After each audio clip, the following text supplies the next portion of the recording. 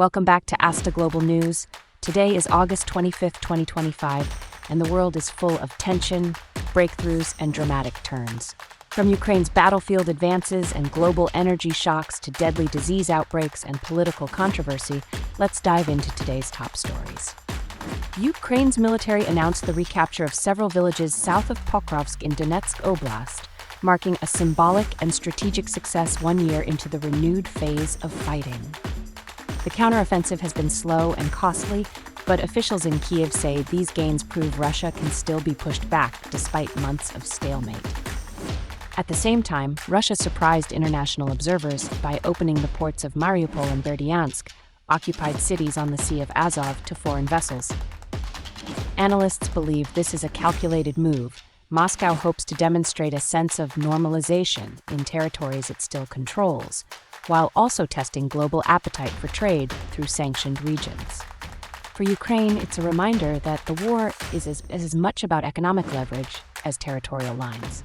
Indonesia is facing a renewed public health crisis after a deadly measles outbreak in East Java.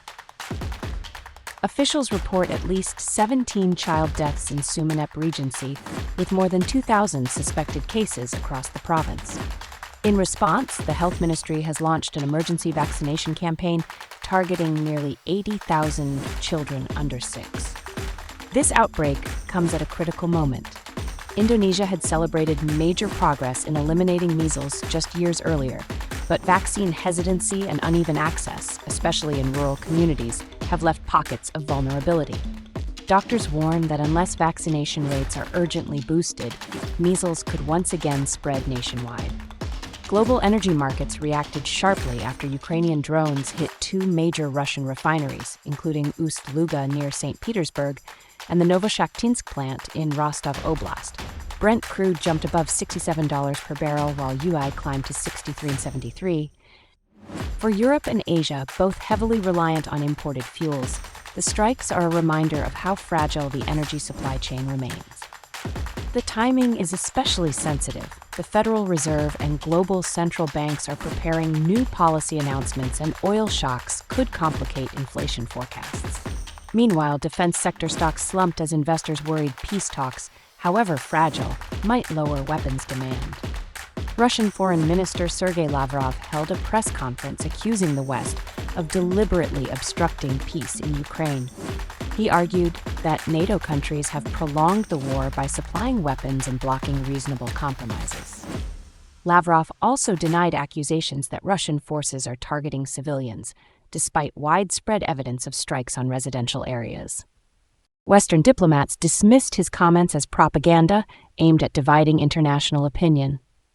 But the message underscores Moscow's attempt to shift the narrative, painting itself not as the aggressor, but as a power supposedly seeking peace.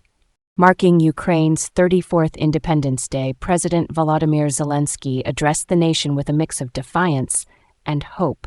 He vowed to continue pressing Russia toward a peace deal, but made clear that negotiations must protect Ukraine's sovereignty. His speech coincided with the exchange of 146 prisoners of war, a rare humanitarian breakthrough in a grinding conflict. The United States and Canada marked the day by pledging expanded security guarantees, with Washington hinting at long-term defense agreements.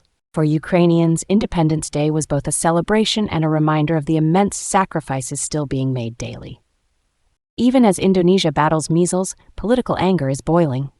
In Jakarta and Surabaya, protesters clashed with police over proposed salary hikes for members of parliament. Demonstrators argue that leaders are enriching themselves while ordinary citizens face rising food prices and crumbling health systems. The government has promised to review the proposals, but critics see the unrest as a symptom of deeper frustration.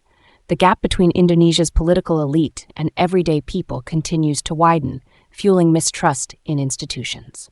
That's your global wrap for August 25th, 2025. From the front lines of Ukraine to the streets of Indonesia, from oil markets to Independence Day speeches, today's news shows a world struggling to balance war, peace, and survival.